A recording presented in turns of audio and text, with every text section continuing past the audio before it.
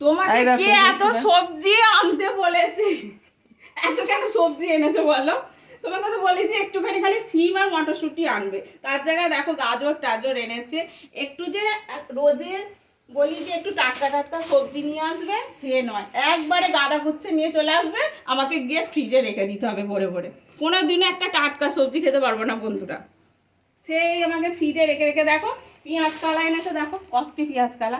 বললাম কাল শনিবার পেঁয়াজ কালাটা খাবো না, সেই একটি পেঁয়াজ কালা এনেছে। এখানে আলু এনেছে, ঠিক আছে আমার আলু লাগে, ঠিক আছে।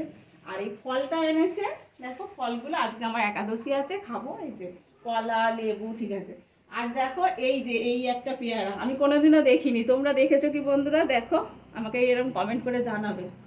এইরকম পেয়ারা আমি কোনোদিনও দেখিনি, ঠিক আছে। বসে আছে শুনতে হবে। আম এনেছো, ঠিক আছে চাটনি খাওয়া যাবে, কিন্তু এই এত সবজি ফ্রিজে রেখে রেখে খাওয়া একদমই ভাল লাগে না। রোজের একটু টাটকা টাটকা খাবো,